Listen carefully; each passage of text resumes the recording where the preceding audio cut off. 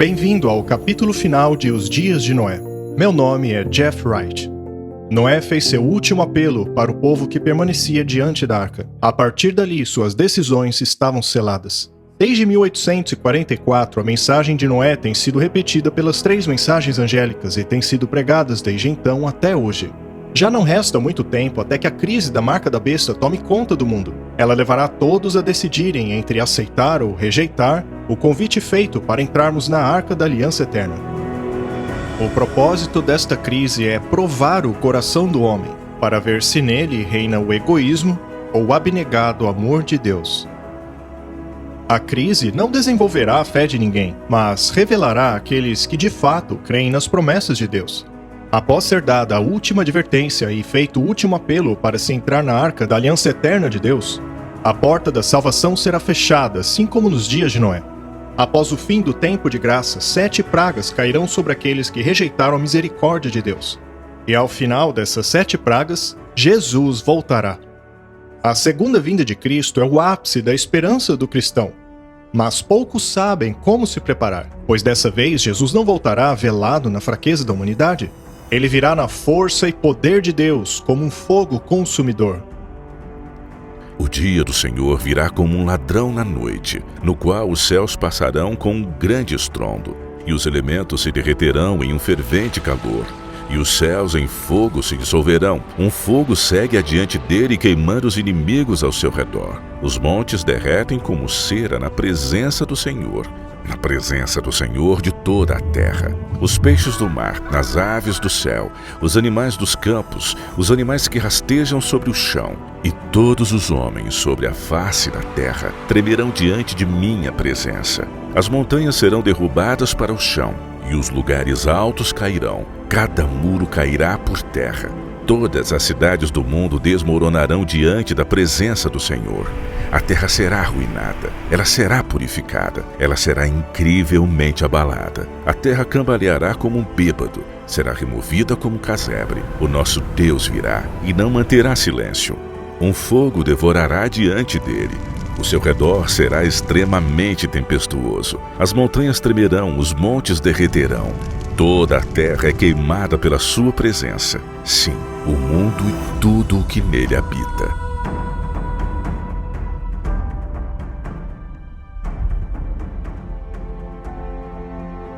A missão das 3 mensagens angélicas é preparar um povo que esteja de pé diante de Deus. E a terceira mensagem angélica faz uma advertência solene àqueles que não estiverem preparados. Ele será atormentado com fogo e enxofre na presença dos santos anjos e na presença do Cordeiro. Trata-se realmente de um convite, não apenas para escapar da Babilônia, mas é um convite para entrar na presença de Deus. Ou seja, não apenas evite o dilúvio, mas entre na arca. Deus preparará um povo que permaneça em sua presença. Eles compreenderam a natureza do fogo consumidor. Isso é importante, pois ao compreendermos isto, saberemos como nos preparar para encontrá-lo. Em nossa condição pecaminosa, se aparecêssemos diante de Deus, seríamos extintos num instante. Quando você olha para o reino do céu, quando você olha para o trono de Deus, a Bíblia diz em Daniel capítulo 7 que o trono de Deus é como chamas de fogo e as suas rodas como fogo ardente. Se analisarmos a história da queda de Lúcifer, veremos que a Bíblia diz que ele caminhava em meio às pedras de fogo. Em Hebreus, a Bíblia diz que os anjos dele são como labaredas de fogo. Aqueles que forem remidos, um dia ficarão de pé no mar de vidro misturado com fogo. Jeremias diz, a palavra dele não foi como fogo ardente encerrado nos meus ossos. E daí a Bíblia nos diz em Deuteronômio 33 que da mão direita de Deus saiu uma lei de fogo. A Bíblia diz claramente que Deus é um fogo consumidor. Em Daniel diz que um rio de fogo manava e saía de diante dele. Então o que você vê aqui é um ser de fogo. Portanto, Deus é fogo. Então aqui tem essa imagem de que o céu é um lugar cheio de fogo. E a maioria das pessoas, quando pensam num lugar com fogo, pensam no inferno. Mas por que Deus se manifesta através do fogo? Por que ele está sempre cercado de tanto fogo? A Bíblia nos diz no livro de Cantares que o amor é como uma chama. Pois o amor é mais forte do que a morte. O ciúme é cruel como a sepultura. As brasas são brasas de fogo, que possuem a chama mais violenta. Muitas águas não podem apagar o amor, nem mesmo inundações afogá-lo. O fogo é um símbolo de amor. Não é que Deus esteja tentando assustar as pessoas ou nos assustar, mas ele se manifesta através do fogo porque o fogo é um símbolo celeste do amor. Deus quer que nós sejamos capazes de estar na presença dele. Mas porque nós pecamos, nós passamos a ter medo desse fogo. O pecado é como se fosse um material combustível. O pecado não pode existir na presença de Deus. Em nossa condição pecaminosa, se aparecêssemos diante de Deus, seríamos extintos num instante. Então todo o propósito é: como que eu posso fazer para que o homem possa estar novamente na minha presença sem ser destruído ou consumido? A Bíblia nos conta a história de um pai que foi separado de seus filhos e que anseia se reunir com eles. Há uma ótima ilustração que revela como Deus preparará o seu povo para permanecer em sua presença. Essa ilustração é o santuário. Na verdade, é para isso que ele serve. E que me faça um santuário para que eu habite entre eles. O propósito do santuário era instruir o ser humano sobre qual a sua condição deveria ser para que Deus possa habitar nele. Deus quer habitar em seu povo, mas ele não pode habitar neles enquanto eles estão agarrados ao pecado. Se você abandona o seu pecado e o coloca sobre o único capaz de removê-lo, bem, você então poderá continuar a viver, pois Deus não quer destruir o homem, mas sim o pecado. Deus, no final das contas, não quer nos consumir, ele quer consumir o pecado e não a nós. O santuário revelava como seria o plano de Deus para acabar com o pecado. Ele separa o pecado do indivíduo, e assim ele pode focar em destruir o pecado. É esse o propósito. Quando os filhos de Israel estavam sendo libertos da escravidão egípcia, nós vemos o processo do santuário guiando eles desde a escravidão e preparando eles para que entrassem na terra prometida. Moisés mandou que os filhos de Israel sacrificassem o cordeiro, o que apontava para o altar de sacrifício. Depois que os filhos de Israel sacrificaram o cordeiro, eles chegaram ao Mar Vermelho. E Paulo nos diz em 1 Coríntios 10 que isso representa o batismo, que aponta para a pia, o próximo utensílio do santuário. Todos atravessaram o mar e foram todos batizados em Moisés, na nuvem e no mar. Nós precisamos ser batizados em seu espírito, precisamos ser purificados. O batismo representa uma purificação, um novo nascimento. E depois que eles cruzaram o Mar Vermelho, Deus faz cair maná do céu, que é o símbolo da mesa com o pão da proposição, a palavra de Deus. E então Deus diz a eles: vós me serei um reino sacerdotal e um povo santo. Este castiçal de 7 ramos era um símbolo do povo de Deus. Eu também te darei como luz para os gentios, para que você seja a minha salvação até os confins da terra. Em Êxodo 19, Deus manda Moisés dizer ao povo de Israel que eles deveriam se preparar por 3 dias, orando, suplicando e preparando seus corações. O que aponta para o altar de incenso, as orações. Porque em Êxodo 20, Deus desceria e falaria a eles os 10 mandamentos. Então nós temos a lei de Deus sendo dita, a presença dele. Os filhos de Israel estavam basicamente olhando para o compartimento santíssimo do santuário. Então nós vemos esse padrão no santuário, indo desde a escravidão até a presença de Deus, sendo ilustrado na maneira com que os filhos de Israel foram guiados da escravidão até a presença de Deus. A terra tremeu e os céus derramaram chuva na presença de Deus. Até mesmo o próprio Sinai foi abalado na presença de Deus, o Deus de Israel. O último pedido de Jesus a seu Pai foi habitar com aqueles que o amavam, que experimentassem a verdadeira revelação de seu amor sem serem consumidos pelo fogo. As 2 promessas da aliança eterna servem este propósito. Deus promete mostrar misericórdia ao homem e santificá-lo, para assim atender à oração de Cristo. É espantoso, mas não surpreendente, que encontremos os símbolos dessas duas promessas manifestados na glória de Deus no lugar santíssimo. Pois o Filho do Homem virá na glória de seu Pai com os seus anjos. O profeta ficou atônito ao ver a volta de Cristo em sua visão. Isaías disse: Quem dentre nós habitará no fogo consumidor? Quem dentre nós habitará nas chamas eternas? Isaías responde a sua própria pergunta dizendo: Aquele que anda em justiça. Nós lemos que é o justo que habitará com o fogo eterno. Como entrar na presença de Deus em sua vinda?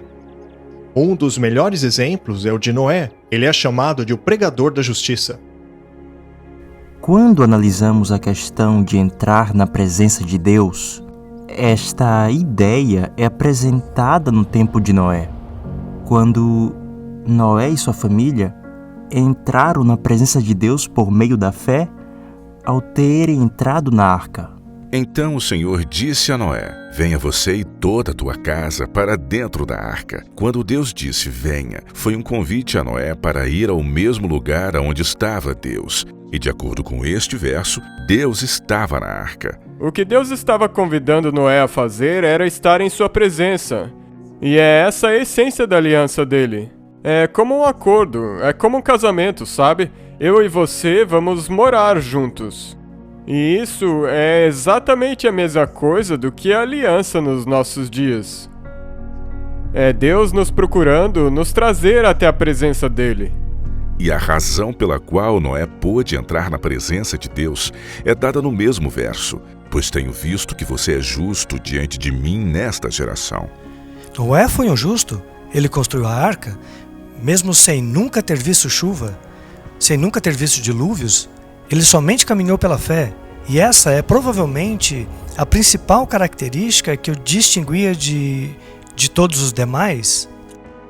Pela fé, sendo Noé alertado por Deus sobre as coisas que ainda não se viam, e movido pelo temor, preparou a arca para a salvação de sua casa, pela qual ele condenou o mundo, e tornou-se herdeiro da justiça, que é por meio da fé. Como Noé tornou-se herdeiro da justiça? A resposta está neste verso. Foi porque ele preparou a arca. Em essência, a arca de Noé era um santuário, um lugar de descanso para a presença de Deus. Nós também temos uma arca a preparar. Devemos ser santuários vivos para que Deus habite em nós. É como diz Paulo: Não sabeis que vosso corpo é templo do Espírito Santo que está em vós? Através do processo do santuário, conforme o homem se aproximava de Deus, ele mesmo era transformado. Era feito em um santuário vivo para que habitasse a presença de Deus. Então o santuário é como se fosse a cabine de troca, podemos assim dizer. É ali que nós entramos e uma transformação ocorre. É uma mudança real da injustiça para a justiça, que nos permite que nós, por fim, possamos estar na presença de Deus, face a face. Deus deu a Noé o projeto de seu plano para salvá-lo, e Noé cooperou com o plano de Deus ao construir a arca. Da mesma maneira, Deus nos deu o projeto do santuário, e nós devemos cooperar com o plano de Deus para nossa salvação e preparando-nos para habitar em sua presença ao andarmos pelo processo do santuário.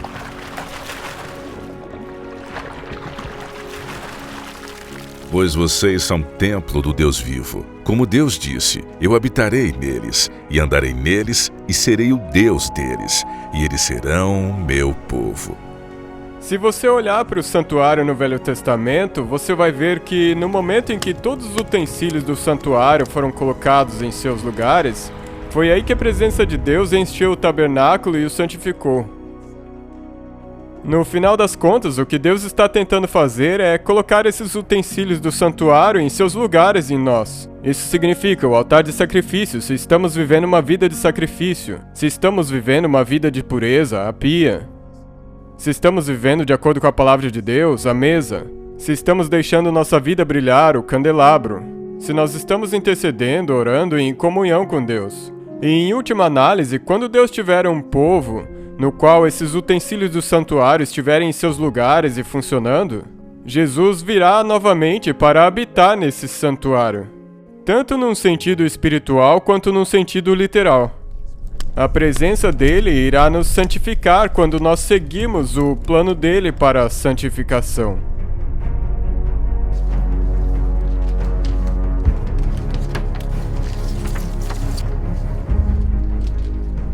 Afinal, por que Jesus ainda não voltou? O que ele está esperando? O próprio Jesus nos disse que, assim como nos dias de Noé, também seria na vinda do Filho do Homem. Assim, podemos nos perguntar: o que Deus aguardava nos dias de Noé antes de enviar o dilúvio? Pedro diz que o longânimo Deus aguardou nos dias de Noé enquanto a arca era construída. Deus aguardou nos dias de Noé enquanto a arca era preparada. Hoje, Jesus aguarda pela mesma razão. Ele não está aguardando o mundo se afundar ainda mais em pecado. Ele está aguardando os poucos que se entregarão a ele, para tornarem-se vasos vivos, prontos para a presença de Deus.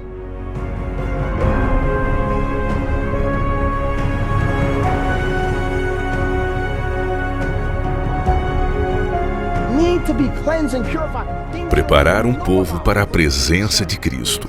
Este é o propósito da terceira mensagem angélica. Ela é uma advertência contra adorarmos a besta e recebermos a sua marca. Mas este último conflito preparará o povo capaz de permanecer diante dos santos anjos e na presença do Cordeiro. So this message guides us into the most holy place, into the presence of the Lamb. Por essa razão, a terceira mensagem angélica e o santuário estão conectados. A presença de Deus habitava no santuário do Antigo Testamento no Lugar Santíssimo, e o sumo sacerdote só podia entrar no Lugar Santíssimo uma vez por ano. Contudo, o povo devia seguir o sumo sacerdote no Lugar Santíssimo pela fé. Tendo, portanto, irmãos, ousadia para entrar no Lugar Santíssimo pelo sangue de Jesus. Hebreus 10:19 fala sobre essa ideia de adentrar no Lugar Santíssimo por meio da fé. E este conceito tem sido um conceito difícil de os cristãos entenderem, pois, em primeiro lugar, eles não compreendem que existe um santuário no céu. Mas, quando eles finalmente compreendem esse conceito, muitas vezes eles não sabem o que isso significa. O lugar santíssimo do santuário celestial contém os 10 mandamentos.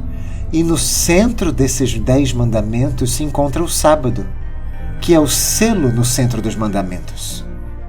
Esse detalhe é muito importante, porque a terceira mensagem angélica fala daqueles que recebem a marca da besta. Ora, o mandamento do sábado conecta claramente a terceira mensagem angélica com o santuário, porque a terceira mensagem angélica lida com a questão do sábado versus o domingo, e o lugar santíssimo, obviamente, tem a lei, e no centro dessa lei está o sábado.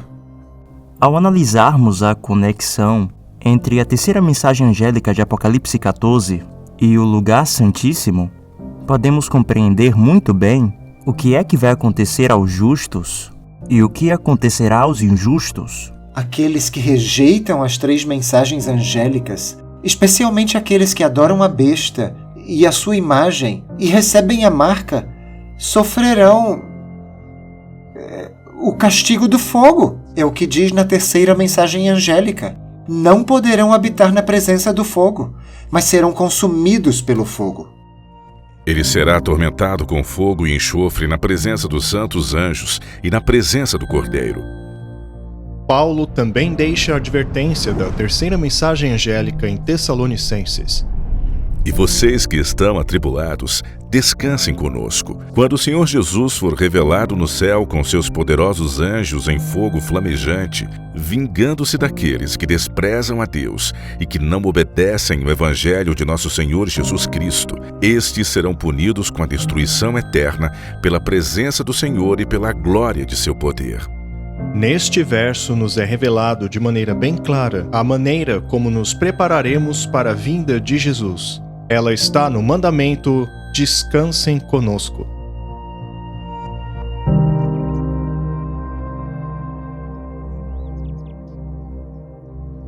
Apenas aqueles que entraram no descanso de Jesus permanecerão em sua presença. A terceira mensagem angélica também fala a respeito daqueles que rejeitarão o descanso sabático.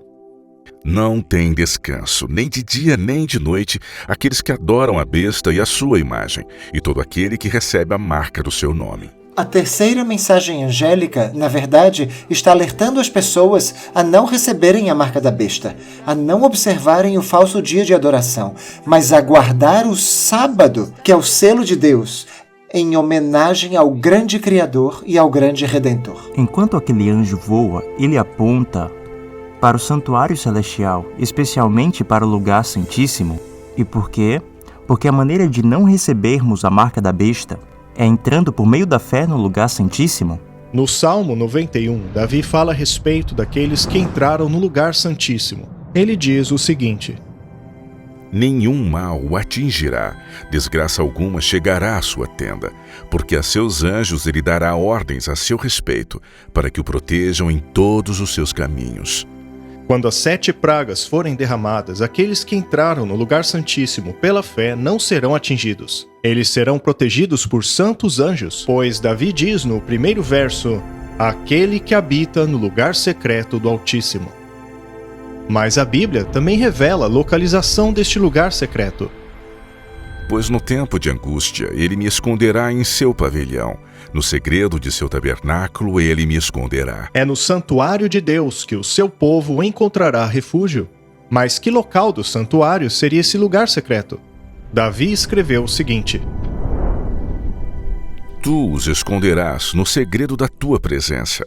Esse lugar secreto era uma referência ao lugar santíssimo do santuário, que era onde a presença de Deus estava. Aqueles que entraram no Santíssimo pela fé, que estão sujeitos à lei dele, sujeitos à vontade dele, são eles que estarão no secreto da presença de Deus, o Altíssimo.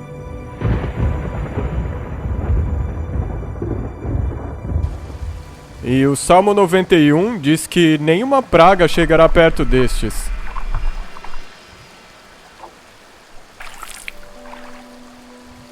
Então é muito significativo ver que no fim dos tempos, quando essas pragas forem derramadas, os únicos que escaparão das pragas serão aqueles que estiverem no secreto da presença de Deus. Aqueles que pela fé foram até o Santíssimo. Os que aceitaram a lei de Deus, aceitaram o sábado dele e, portanto, estão na presença de Deus.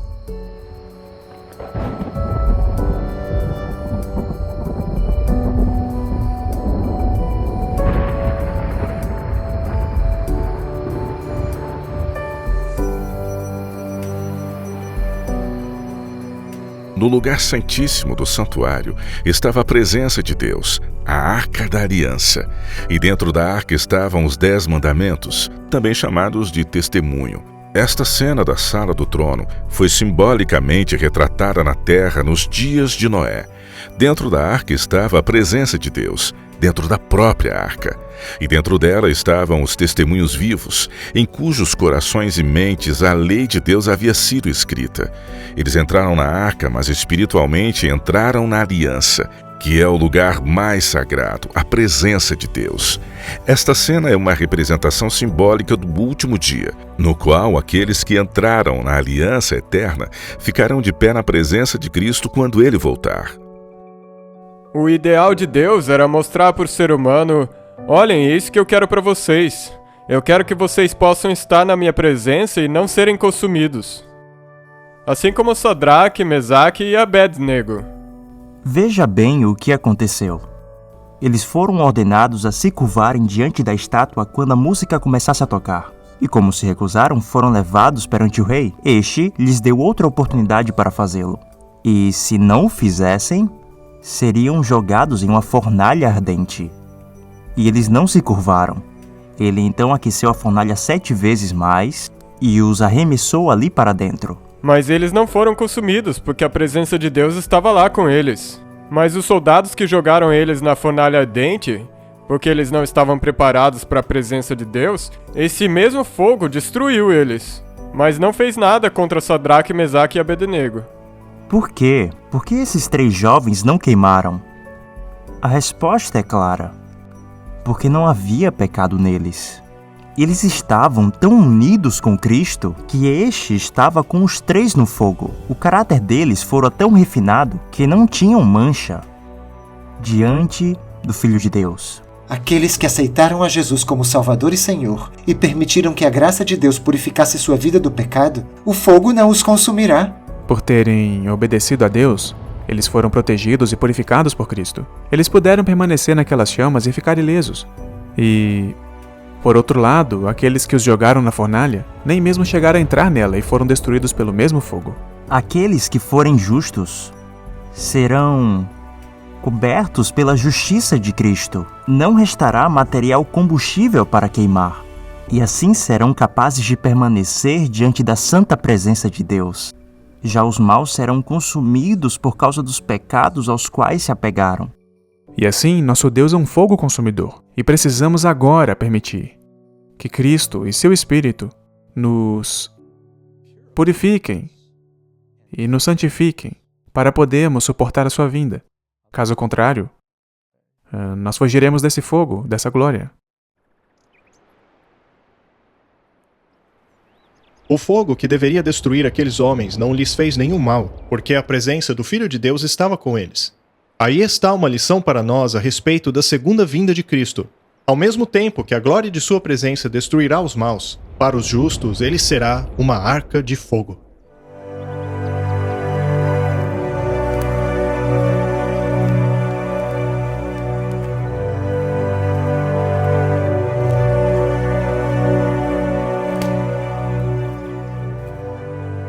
Assim como a cera, que derrete diante do fogo, os ímpios perecerão diante da presença de Deus. Mas os justos devem se alegrar, que exultem diante de Deus. Sim, que eles exultem grandemente. Essas mensagens dos 3 anjos, elas nos apontam para a importância da justiça. A presença de Deus habitando em nós. É isso que nos prepara para estar na presença dele.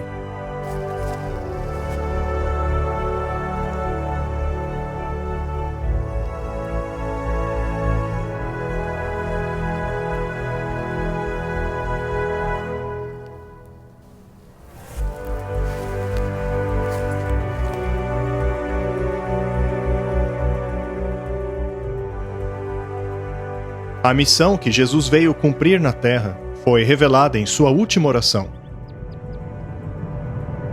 Pai, quero que os que me deste estejam comigo aonde eu estou e vejam a minha glória, a glória que me deste porque me amaste antes da criação do mundo. O último pedido de Jesus foi habitar com aqueles que o amavam, para experimentarem a máxima revelação de seu amor sem serem consumidos. As 2 promessas da aliança eterna servem este propósito. Elas revelam a misericórdia de Deus e a santificação do homem. Assim, a oração de Cristo seria atendida.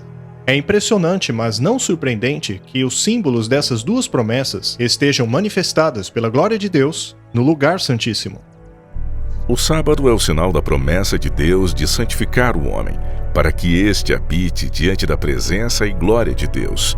Em sua presença, o verdadeiro significado do descanso sabático é totalmente compreendido. Sem nada para separar o homem de Deus, ele encontrará o descanso eterno.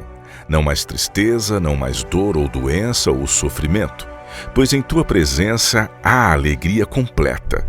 Disse Davi: na presença de Deus, o homem verá o cumprimento do descanso sabático. Sendo assim, é pela manifestação da presença de Deus no lugar santíssimo que vemos representado o simbolismo e importância do sábado. E ligado à manifestação do fogo consumidor, Ezequiel viu o sinal da promessa de misericórdia, e era com a cor do âmbar, com uma aparência de fogo em meio dele.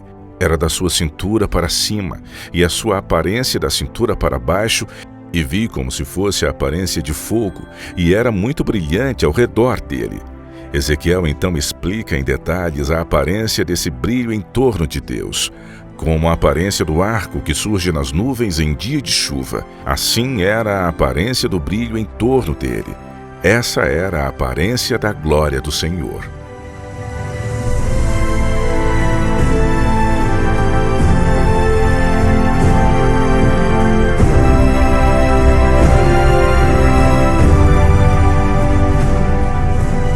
Nesta manifestação da presença de Deus, estão representados os símbolos das promessas pelas quais o homem se preparará para habitar com Deus. O sábado, dado por Deus para servir como uma aliança eterna, é um sinal da promessa de Deus de santificar o homem. E o arco-íris dado a Noé é um sinal da misericórdia, do perdão de pecados oferecido pela nova aliança. Ambas as promessas são garantidas pela vida e morte de Jesus. Ele viveu uma vida santa para que fôssemos santificados pelos seus méritos. E para pagar os nossos pecados, ele morreu em nosso lugar para que recebêssemos a sua misericórdia.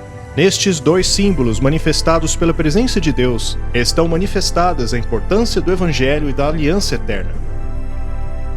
Tudo isso para que os filhos que foram separados do Pai por causa do pecado possam ser reunidos a Ele no dia da sua vinda.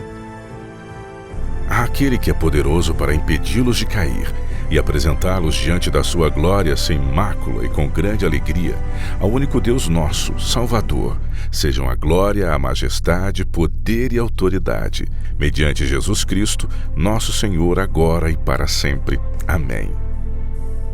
A mensagem era: entrem na arca. E na verdade era um chamado para atrair as pessoas até essa arca segura, que é o lugar secreto do Altíssimo, o lugar santíssimo do santuário. E esse chamado é o chamado que tem sido proclamado desde 1844.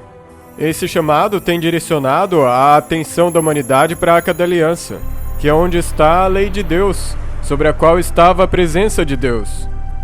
É como se essa mensagem estivesse chamando a humanidade para o local secreto do Altíssimo, onde existe segurança. Mas não por um dilúvio dessa vez, mas através do fogo sobre os ímpios.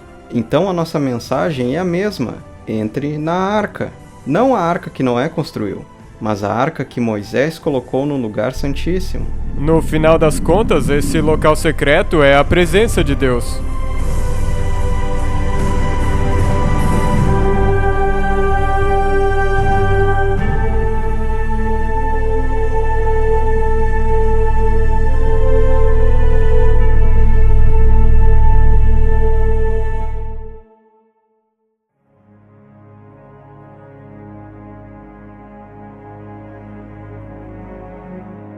Então, quando a presença de Cristo vier de novo, quando Cristo voltar pela segunda vez, nos é dito que essa terra basicamente será deixada num estado que não será possível habitá-la, por causa do fogo e da presença de Deus. Após a sétima e última praga, Jesus virá novamente. Sua presença abalará a terra, disparando uma cadeia de erupções vulcânicas ao longo do planeta. As montanhas escorreram diante de tua presença, assim como quando o fogo derretedor queima e faz as águas ferverem. A Bíblia diz que no juízo final cairá fogo do céu, e que este fogo também virá da terra. Ela fala sobre os armazéns de fogo e saraiva. E esse material que será usado para destruir está presente aqui na crosta da terra. No tempo do dilúvio, cidades, pessoas, animais, imensas florestas foram enterradas e desde então se transformaram em carvão e petróleo. Estas coisas frequentemente entram em ignição embaixo da superfície da terra. As rochas são aquecidas e, quando misturadas com água, o intenso calor provoca terremotos, vulcões e grandes rachaduras na crosta terrestre. E será por meio destes recursos que o mundo pré-diluviano enterrado pela água nas profundezas da terra virá à tona e será utilizado na destruição do mundo pelo fogo. Pegue aquele monte, o Santa Helena, e multiplique por 100, multiplique por 1000. Já temos exemplos de terríveis erupções vulcânicas, mas as que ainda virão acontecer serão numa escala difícil de imaginar agora. Nos dias de Noé, a água não somente veio do céu, mas também irrompeu de dentro do solo. E no tempo do fim, o fogo terá o mesmo comportamento. Conforme os relâmpagos do céu se unem ao fogo da terra, as montanhas arderão como fornalhas, derramando gigantescos rios de lava que cobrirão fazendas, vilas e cidades. A terra estará em convulsão. Haverá terremotos e erupções medonhos em toda parte. Agora, Isaías 24, no verso 5, nos dá o motivo. A terra foi corrompida pelos seus habitantes, porque eles transgrediram as leis, mudaram a ordenança, quebraram a eterna aliança. Por isso a maldição devorou a terra, e aqueles que nela habitam estão desolados. Portanto, os habitantes da terra serão queimados, e poucos homens restarão. É interessante que diz que eles têm transgredido as leis. Lemos no livro de Deuteronômio que a aliança foi escrita em tábuas de pedra, os 10 mandamentos. Basicamente, o motivo se deve ao modo como o povo tratou a lei de Deus, e mais especificamente, o seu sábado. Apesar de o planeta ter sido destruído, o livro de Gênesis nos diz que apenas Noé sobreviveu, assim como os que entraram com ele na arca, e assim será no tempo do fim. Apenas aqueles que entrarem na arca da aliança eterna serão salvos. Durante este período, eles receberão a mesma misericórdia e proteção que Noé recebera. O arco-íris que Noé e sua família viram depois do dilúvio era, de certo modo, uma aliança eterna que não incluía somente a eles e as pessoas que viriam depois deles, mas também incluía a geração de Deus no tempo do fim, que seria protegida em meio às convulsões da terra que ocorrem durante o período da 7ª praga, como relata o livro de Isaías. Onde ele promete, da mesma maneira que sua aliança foi feita com Noé, que essa aliança não seria removida do povo de Deus. E embora a terra estivesse implodindo durante o dilúvio, ele preservou Noé, e ele ratificou isso com o arco da promessa. Deus diz que fará isso por seu povo nos últimos dias. Na minha ira eu escondi minha face de ti por um momento, mas com amor eterno eu terei misericórdia de ti, diz o Senhor, o seu Redentor. Pois isto é como as águas de Noé para mim. Pois assim como jurei que as águas de Noé não mais viriam sobre a terra, assim eu jurei que não mais miraria contra ti, e nem mais o repreenderia, pois as montanhas partirão e os montes serão removidos. Mas o meu amor não se apartará de ti, e nem a minha aliança de paz será removida, disse o Senhor que tem misericórdia de ti. Nesta passagem, Deus oferece à última geração a sua aliança de misericórdia que fizera com Noé antes do dilúvio.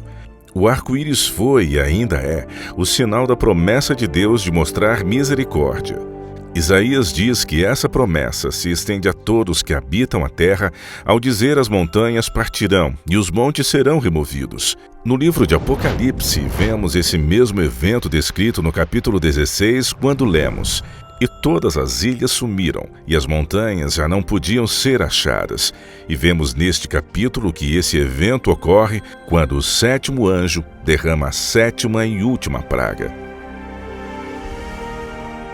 O arco-íris, que foi o sinal da promessa de misericórdia de Deus a Noé, também é o sinal de misericórdia de Deus para nós, assim como da sua promessa de proteção durante as pragas.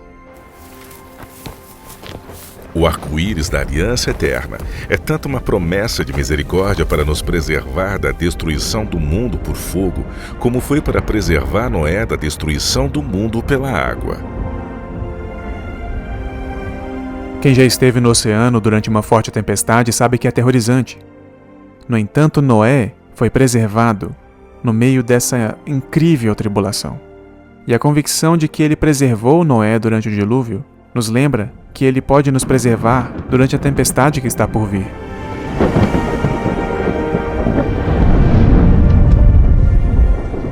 Mesmo quando a 7ª praga está caindo e as montanhas estão sendo engolidas pelo mar, ele diz que a sua promessa de preservar-nos durante esse tempo ainda permanece. Deus é o nosso refúgio e fortaleza, socorro bem presente na tribulação.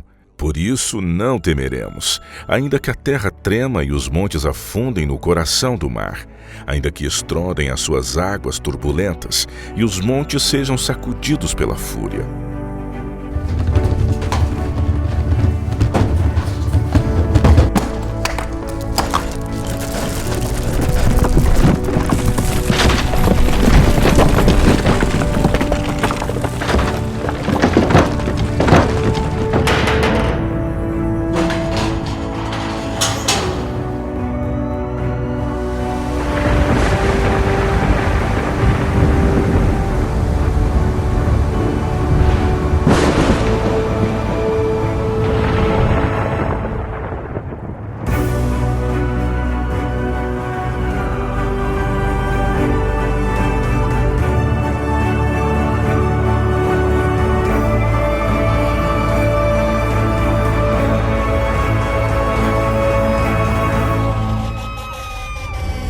Veja, Noé mudou de um velho mundo para um novo mundo baseado na aliança que foi feita. E isso é a mesma coisa que Deus deseja fazer conosco. Essa aliança ela é projetada para nos levar de um velho mundo até um novo mundo. Embora o primeiro mundo tenha sido destruído pela água, o mundo da segunda vez será destruído pelo fogo. E Pedro sugere então que esperamos novos céus e nova terra, o que significa que vamos sobreviver a essa destruição. Nós vamos sobreviver a esse fogo. No livro de Isaías, Deus fala da criação de novos céus e nova terra. Toda a história do que aconteceu com Noé e o que acontece nos últimos dias é sobre como voltar ao jardim. Ele quer restaurar o paraíso para o homem e a pureza para o universo. E a nova terra será um lugar onde, de acordo com o livro de Apocalipse, não haverá mais lágrimas, nem pecado, ou morte ou sofrimento. Em outras palavras, tudo será perfeito. O mundo voltará à condição que era antes de haver pecado. Não haverá mais espinhos, ou morte, ou qualquer coisa na natureza que reflita impureza ou deterioração. Os padrões climáticos serão perfeitos. Não haverá dor, nem sofrimento, nem pranto. Então a própria Terra será, de fato, um reflexo puro do caráter de Deus e da glória dele. E ouvi uma grande voz do céu que dizia: Eis aqui o tabernáculo de Deus com os homens, pois com eles habitará, e eles serão o seu povo, e o mesmo Deus estará com eles e será o seu Deus. Seu santuário estará conosco. Deus viverá conosco. Vemos em Apocalipse que não há templo. Não há mais necessidade desse serviço. Não há mais necessidade do altar do incenso. A mesa com os pães, os castiçais, nenhuma destas coisas, pois esta obra já foi completada. Então, no final, esse é o propósito do santuário, como Deus vai lidar com o povo dele.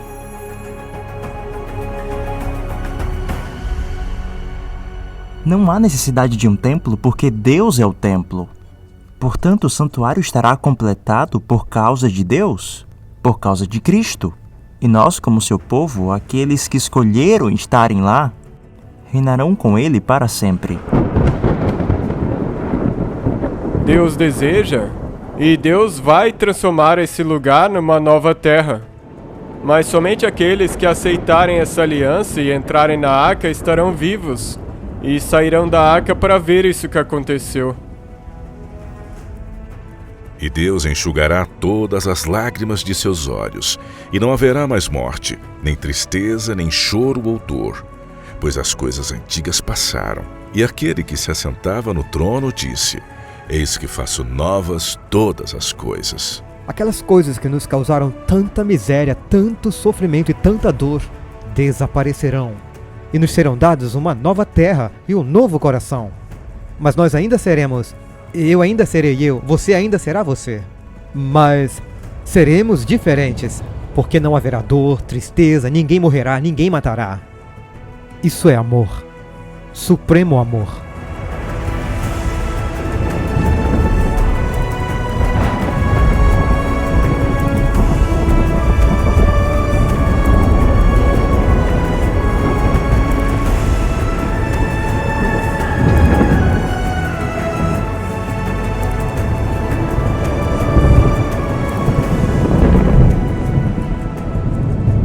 Através dessa linha do tempo, podemos ver como a Bíblia previu cada movimento. Desde a história de Noé e do dilúvio, a profecia que apontava para o sacrifício de Cristo, a corrupção e restauração do santuário, até os eventos da atualidade. Este registro deixa claro que estamos vivendo no final do julgamento, os últimos momentos da história. Os dias de Noé são passados e a porta da graça de hoje irá se fechar. As últimas profecias do Apocalipse estão se cumprindo diante de nós. O papado e os Estados Unidos estão se aliando. Protestantes e católicos estão se unindo. E as bênçãos de comer, beber e casar-se estão sendo pervertidas por milhões e com apoio da lei. A liberdade religiosa está sendo atacada e revogada, e o papado e membros do Congresso estão pavimentando o caminho para um decreto dominical a fim de refrear os males de uma sociedade imoral. Jesus voltará muito, muito em breve.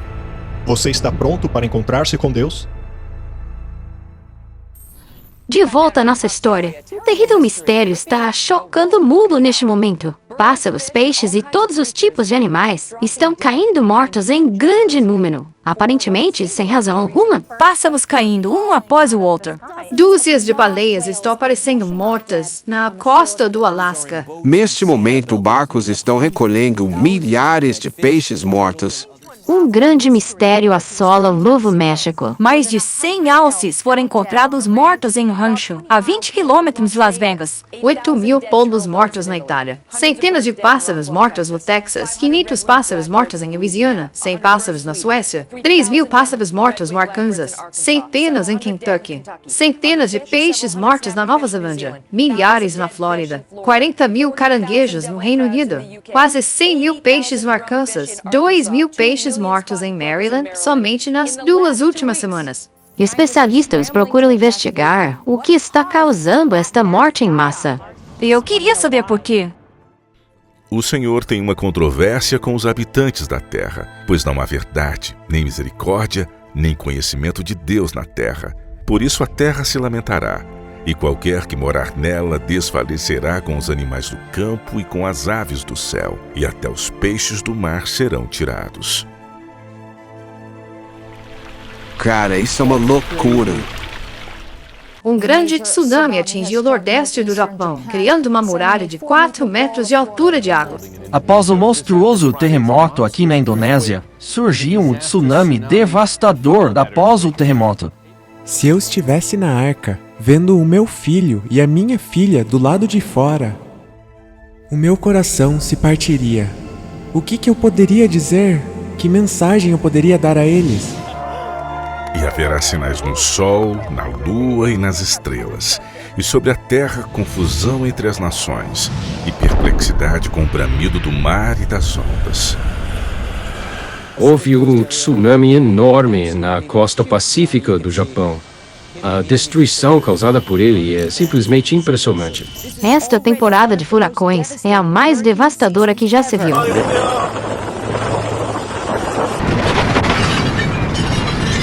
Objetos em chamas estão caindo do céu e explodindo sobre nós, causando pânico instantâneo.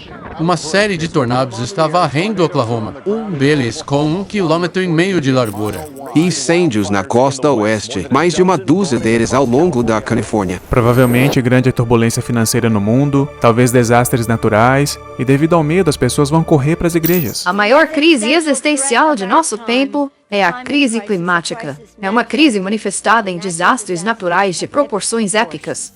A crise ecológica é uma crise de natureza espiritual. A encíclica Laudato Si é o documento papal mais importante a respeito do ambiente.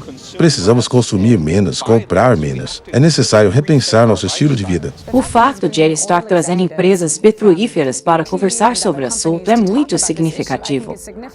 Ele clama por uma nova moralidade ambiental. A encíclica baseia-se numa simples premissa: qual mundo queremos deixar para nossos filhos?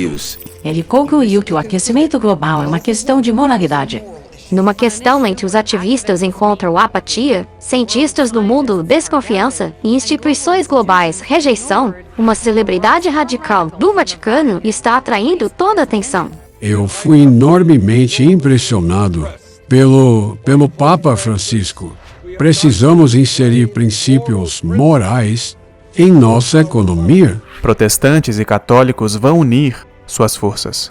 Secretário-Geral das Igrejas Reformadas da América, presidente da Igreja Presbiteriana dos Estados Unidos, presidente da Convenção Batista Nacional, superintendente-geral das Igrejas Pentecostais Internacionais, presidente da Associação Internacional de Evangélicos, Bernard Sr., presidente do Concílio das Igrejas da cidade de Nova York. O Papa viajou para a Suécia para encontrar-se com o presidente da Federação Mundial Luterana. Os dois líderes assinaram uma declaração conjunta que visa melhorar o relacionamento entre católicos e luteranos. Em 1999, a Igreja Católica Romana e a Igreja Luterana Protestante assinaram um acordo que trouxe um fim ao protesto.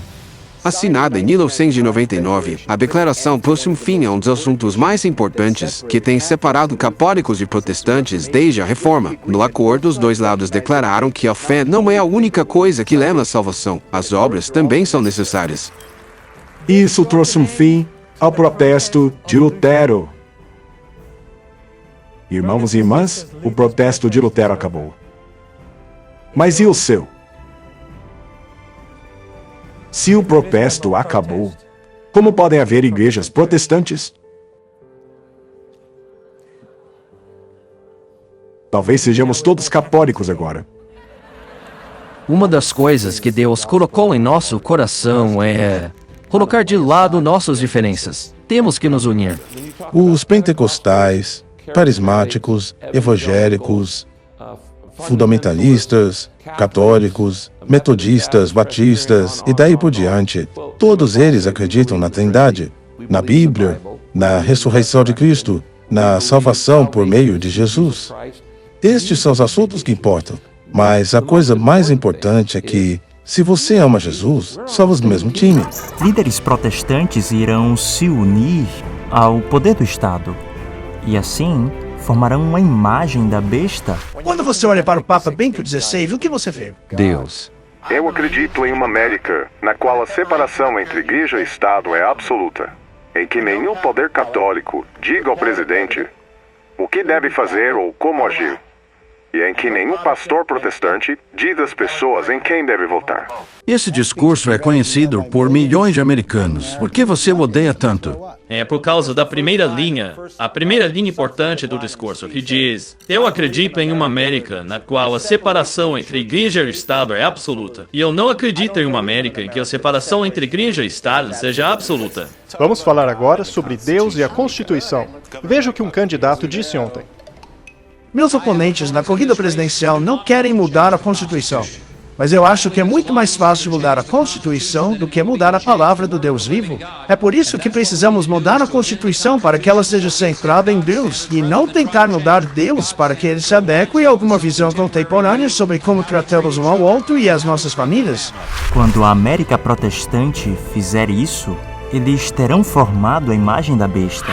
Minha administração tem trabalhado lado a lado com os católicos a fim de promover os valores que todos nós compartilhamos como cristãos e americanos. A separação entre igreja e Estado não está na Constituição, nem na Declaração de Independência. Nós deveríamos estar influenciando nosso entretenimento, nossa mídia, nossos esportes, nossa educação e o nosso governo.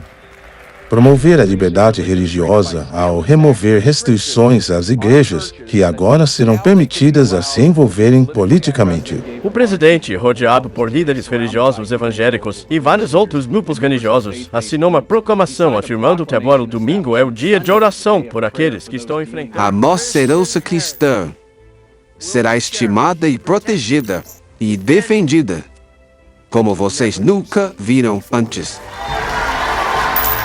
A pressão política vai ser aplicada para que o poder militar e policial sejam usados para perseguirem aqueles que creem na verdade bíblica.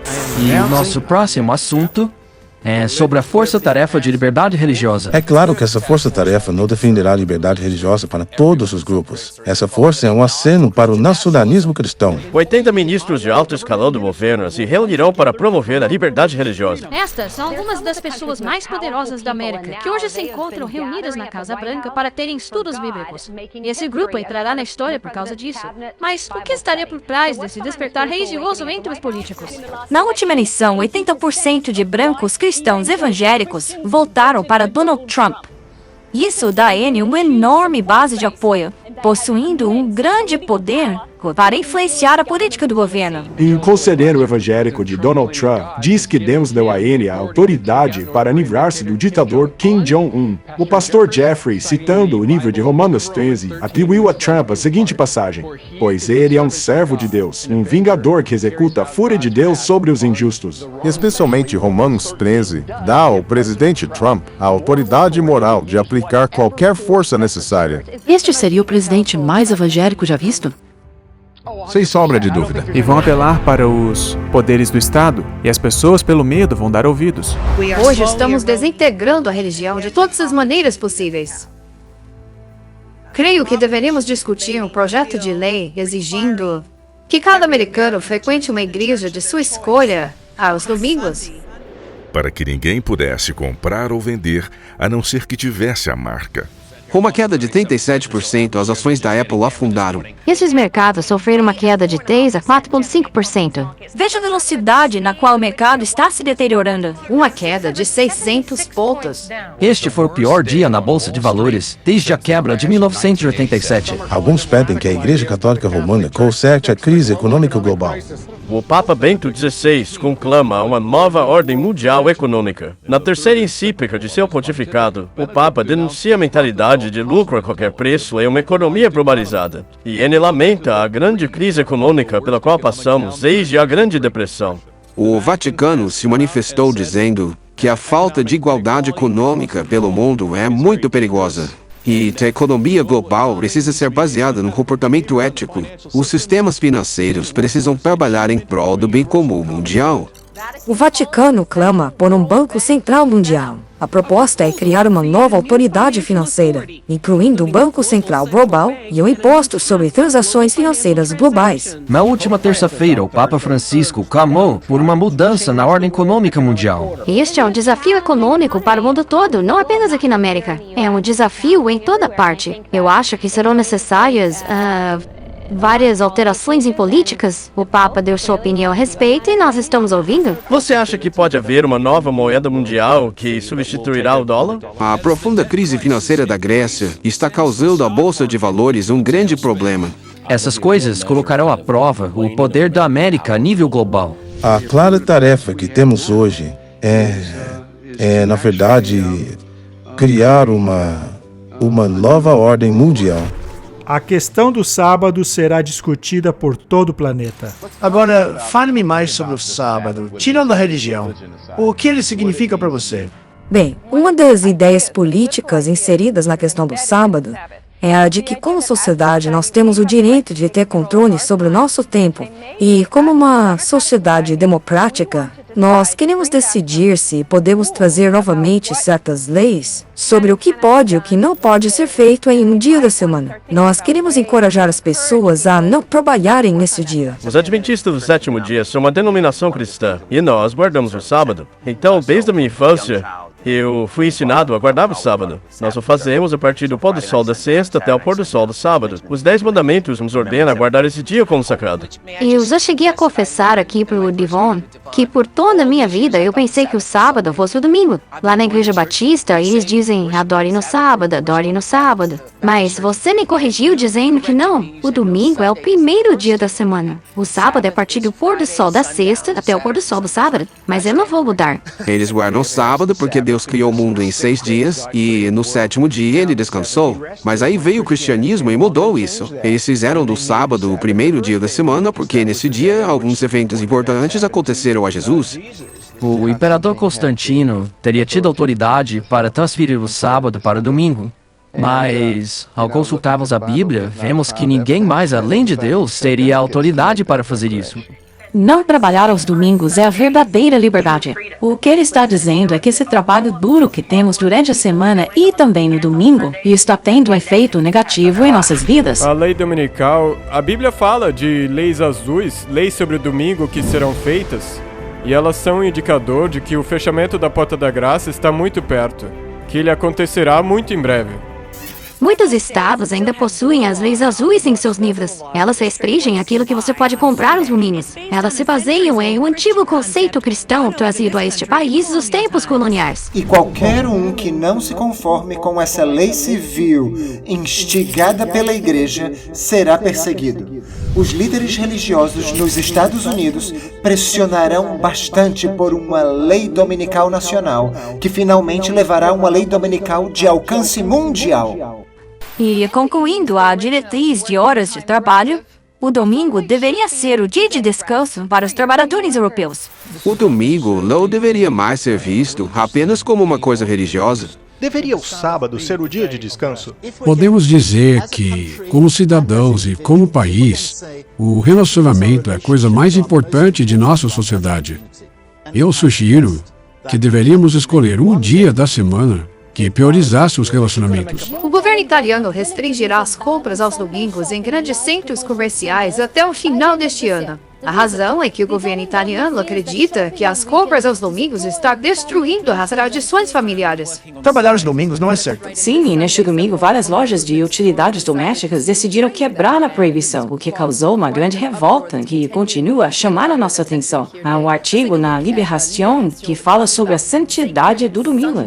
Ele alega que o nosso ritmo de consumo está roubando de nós o nosso senso de celebração do domingo como o dia do Senhor e da comunidade. O nosso catequismo em relação à Eucaristia se centraliza na importância da missa dominical. Como cristãos, nós celebramos a Eucaristia para nos encontrarmos com o Senhor, ouvir suas palavras, comer a sua mesa e, por meio de sua graça, cumprir a nossa missão neste mundo como membros do seu corpo místico, a Igreja. Sendo o dia da ressurreição e do derramamento do Espírito Santo, o domingo é o dia santo da cristandade. Como podemos passar por esse dia sem nos encontrarmos com o Senhor? Infelizmente, em muitas sociedades secularizadas, nós perdemos a importância do domingo. O Concílio do Vaticano II nos pede para celebrar o Dia do Senhor como dia de alegria e descansarmos de nosso trabalho como um sinal da nossa dignidade de filhos de Deus. Cada domingo deve ser uma mostra da bênção eterna e do descanso para o qual somos chamados, o qual compartilhamos até hoje por meio da comunhão. No fim das contas, vamos à missa não para dar algo a Deus, mas para recebermos dele a graça e a força para permanecermos firmes em sua palavra. A terceira mensagem angélica é sobre entrar em harmonia com Cristo, para nos livrarmos da punição dos perversos. É por isso que João diz lá em Apocalipse 14, verso 12, aqui está a paciência dos santos. Aqui estão aqueles que guardam os mandamentos de Deus e a fé de Jesus.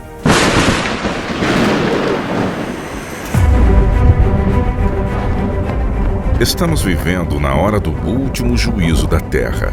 A última crise está sobre nós, mas a porta da última arca ainda está aberta e Jesus ainda estende sua mão. Agora é a hora de entrar na aliança eterna. Ao entrar em seu descanso, apenas aqueles que recebem a sua misericórdia e são santificados serão protegidos por Deus até que a desolação passe. Volte seu rosto para o trono de Deus. Lá você verá o arco-íris da aliança, a promessa viva de Deus. Aqueles que aproveitam a provisão de misericórdia feita a favor deles e se apropriam dos méritos da vida e morte de Cristo, possuem o arco-íris da aliança, terão a certeza de sua aceitação por parte de Deus, tanto quanto dura o seu eterno trono.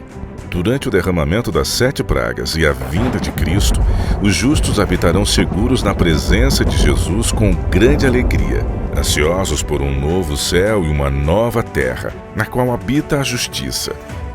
E finalmente, Deus habitará com o homem.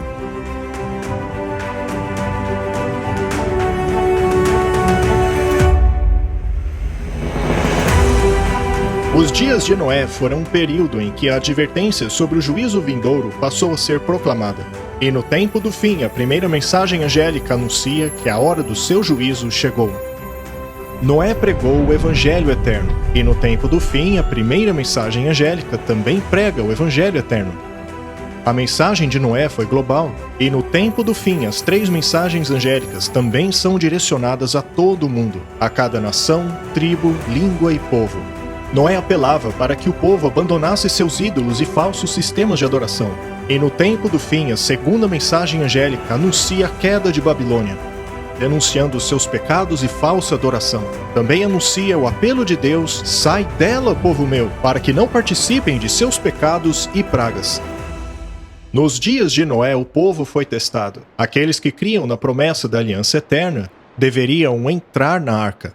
E hoje, no tempo do fim, a terceira mensagem angélica nos alerta sobre o futuro teste que determinará quem confiará nas promessas da aliança eterna através do sinal do descanso sabático. Noé foi um pregador da justiça. Ele herdou essa justiça pela fé, que o preparou para entrar na presença de Deus. Da mesma maneira, a terceira mensagem angélica e a crise da marca da besta também revelará quem estará pronto para permanecer na presença dos santos anjos e na presença do Cordeiro. A arca serviu como um santuário para Noé e sua família. Ela foi um símbolo do lugar santíssimo, onde se encontra a presença de Deus, e era justamente dentro da arca que estava a aliança dos 10 mandamentos. Agora compreendemos o profundo significado dessa antiga história. Ela é uma lição que nos ensina como entrarmos no lugar santíssimo do santuário celestial. É por meio da fé no sangue de Jesus que nós também podemos descansar na presença de Deus, seguros dentro da arca da aliança.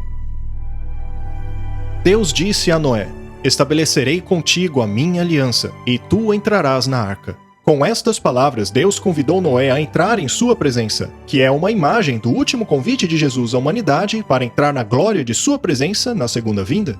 As lágrimas de Noé em seus últimos apelos à humanidade foram um reflexo das lágrimas de Jesus em seus últimos apelos a nós por meio das 3 mensagens angélicas. Atenderemos hoje ao apelo para entrarmos na arca?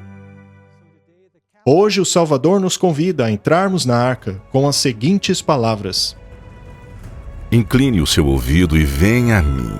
Ouça, e sua alma viverá. Eu farei uma aliança eterna contigo.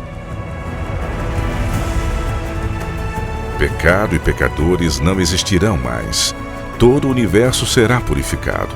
Uma única palpitação de harmonioso júbilo vibra por toda a vasta criação.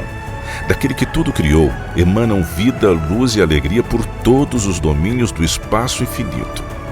Desde o minúsculo átomo até o maior dos mundos, todas as coisas animadas e inanimadas em sua serena beleza e perfeita alegria declaram que Deus é amor.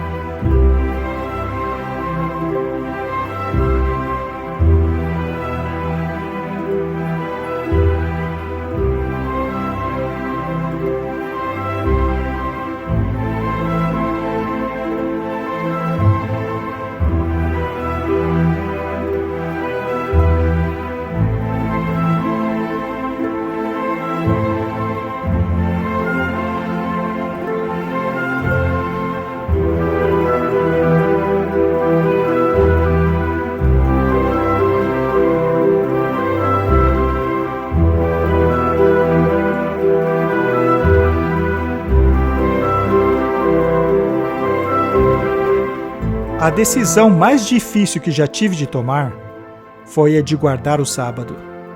Pois se eu decidisse guardar o sábado, eu teria que abandonar toda a minha filosofia de vida. E por acaso perdi família e amigos por causa dessa decisão? É claro que sim, praticamente todos eles. mas também ganhei novos. Eu oro pelos meus antigos amigos, na esperança de que eles venham a compreender isso um dia. Mas a questão é que essa escolha tem seu preço. A Bíblia diz que se você não está disposto a deixar até mesmo pai, cônjuge e amigos por causa de Jesus, então você não é digno dele. Quando me apresentaram essa mensagem pela primeira vez, eu era cético a respeito de todas as religiões. Eu era cético a respeito da Bíblia, sabe? Eu via a Bíblia como um livro que foi escrito apenas por seres humanos. Mas quando me foi apresentado o elemento profético dessa mensagem, eu não consegui achar nenhum erro nela. E isso me deixou aterrorizado, porque eu cria que não existia verdade real. E eu fiquei assustado, porque eu sabia que se isso fosse verdade, haveriam mudanças que eu teria que fazer na minha vida. Eu era um artista de hip hop, fazendo tours, tendo contrato, e eu estava vivendo aquilo que eu queria ser a vida. Então, quando eu me confrontei cara a cara com as 3 mensagens angélicas, houve uma decisão que eu tive que fazer. O primeiro anjo disse, isso é a verdade. O segundo anjo disse, isso é a mentira. E o terceiro anjo disse, escolha. E eu vi a verdade, eu entendi ela. Eu vi o erro, eu entendi ele. E eu pensei, ok, eu tenho que fazer a minha escolha. Não tem nada mais que eu possa fazer. E eu rejeitei aquele contrato de $1 milhão e disse,